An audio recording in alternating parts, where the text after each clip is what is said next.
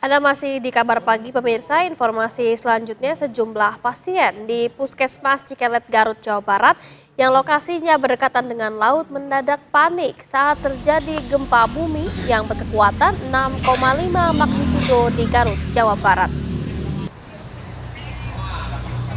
Beginilah kondisi pasien Puskesmas Cikelet Garut saat diguncang gempa. Para pasien panik keluar ruangan sambil memegang infus. Mereka takut gempa akan berdampak buruk mengingat lokasi puskesmas ini berada sangat dekat dengan laut selatan Garut. Tak hanya pasien, sejumlah keluarga pasien yang tengah menunggu pun turut keluar bangunan karena khawatir jika gempa akan merobohkan bangunan. Sementara itu, petugas puskesmas memastikan tak ada korban jiwa akibat dari gempa tersebut. Bangunan puskesmas juga tidak mengalami kerusakan sehingga pelayanan bisa kembali berjalan normal.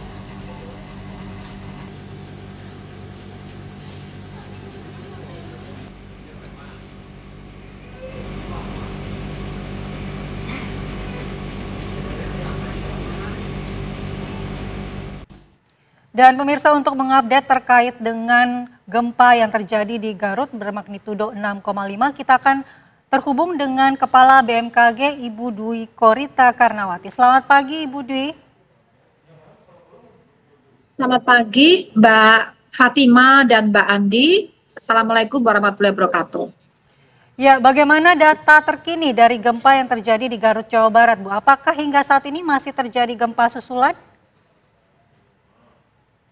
Jadi kami mencatat telah terjadi 1 kali gempa susulan.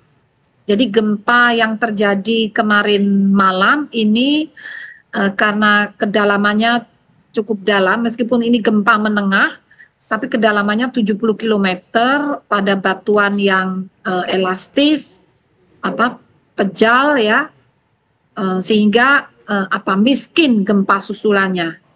Demikian. Ya, Ibu tadi disampaikan bahwa telah terjadi gempa susulan. Apakah gempa susulan ini akan terus terjadi hingga siang hari nanti?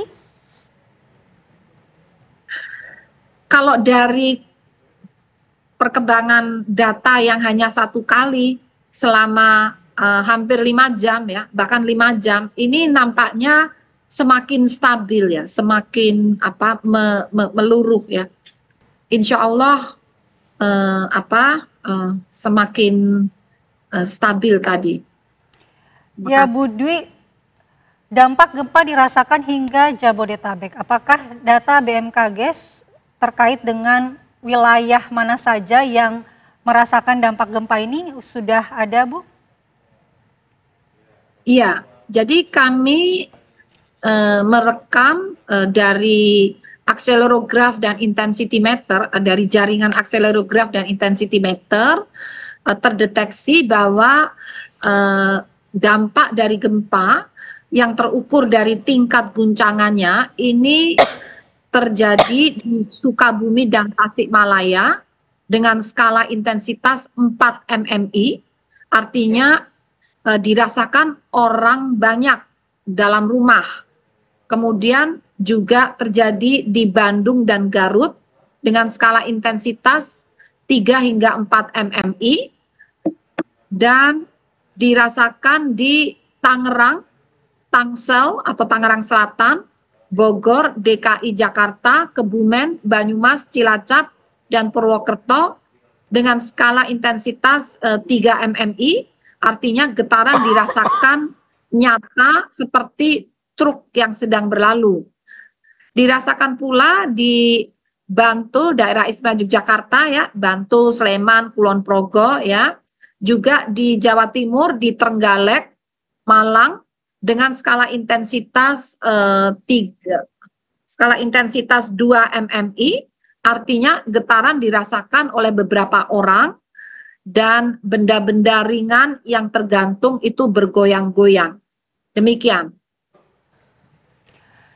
Ya Bu Dwi, kalau dilihat dari gempa yang terjadi di Garut ini, penyebabnya karena lempengan apa ya Bu? Dan apakah jika melihat dari kondisi tersebut, adakah potensi akan terjadi lagi berdasarkan skema dari lempengan tersebut? Ya, jadi gempa yang terjadi ini diakibatkan oleh tumbukan lempeng Samudra Indo-Australia ya yang menumbuk di bawah lempeng benua Eurasia.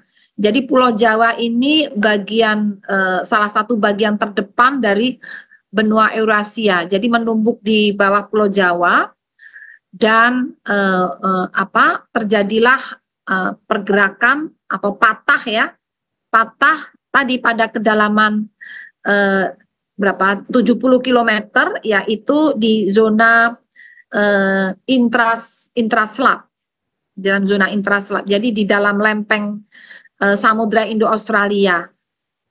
Artinya tumbukan itulah yang menyebabkan yang memicu terjadinya gempa bumi. Dan patahnya adalah patahan naik. Jadi tumbukan lempeng memicu terjadinya patahan naik, dan pergerakan patahan inilah yang kita rasakan sebagai getaran gempa bumi. Apakah dengan fenomena ini bisa terjadinya erupsi di sekitar wilayah Jawa Barat? Karena ini kan berkaitan ya Bu ya. Seperti apa informasinya mengenai hal itu? Nah, bisa berkaitan tapi belum tentu. Nah, ini dimonitor oleh Pusat Vulkanologi dan Mitigasi Bencana Geologi. Itu di sana dimonitor terus 24 jam ya. Jadi akan terlihat apakah ada peningkatan aktivitas. Jadi informasinya diperoleh dari Pusat Vulkanologi dan Mitigasi Bencana Geologi ini. Ya Bu, bagaimana sebenarnya jenis dari gempa ini? Karena juga tadi informasinya tidak berpotensi tsunami, ya, betul ya Bu? Betul, tidak berpotensi tsunami meskipun terjadi di dasar laut, ya. Karena kekuatannya tidak cukup untuk membangkitkan gelombang tsunami, ya. Iya, Ibu, betul sekali. Apakah memang gempa seperti ini merupakan siklus yang sering terjadi karakteristiknya di wilayah Garut maupun sekitarnya begitu? Jadi di wilayah Garut, maksudnya selatan ya, di Samudra Hindia, selatan Jawa Barat, atau di Garut dan sekitarnya, sebelumnya telah tercatat terjadi beberapa gempa ya. Kami mencatat ada beberapa gempa dan siklusnya di sini sekitar 14 tahunan ini. Jadi yang Garut ini 3 Desember, kemudian di Sukabumi dengan kekuatan 5,6, itu baru tahun 2021 ini yang gempa Sukabumi ya, baru April 2021. Mohon maaf sebentar, ini ya betul. Jadi yang sebelum hari kemarin itu 2022 di tanggal 3 Desember itu di selatan Garut, kemudian di gempa bumi di Sukabumi itu 27 April 2021 magnitudenya 5,6.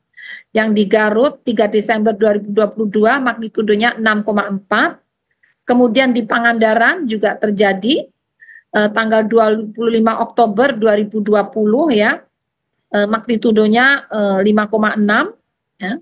Dan seterusnya ini bahkan yang pertama tercatat itu tahun dari data katalog itu 15 Februari 1844.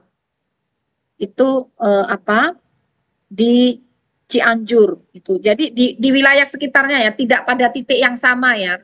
Di wilayah sekitarnya itu terjadi juga, tapi kalau pada titik yang sama bedanya sekitar 14 tahun pada wilayah yang titik berdekatan ya, tidak sama persis tapi berdekatan sekitar 14 tahun pengulangannya. Demikian. Baik, terima kasih Ibu Dwi Korita Karnawati, Kepala BMKG atas informasinya dan terima kasih atas waktunya bergabung bersama kami di Kabar Pagi hari ini. Terima kasih Bu, assalamualaikum. Terima kasih, waalaikumsalam warahmatullahi wabarakatuh. Dan pemirsa, Kabar Pagi masih akan kembali dengan sejumlah informasi menarik lainnya. Tetaplah bersama kami.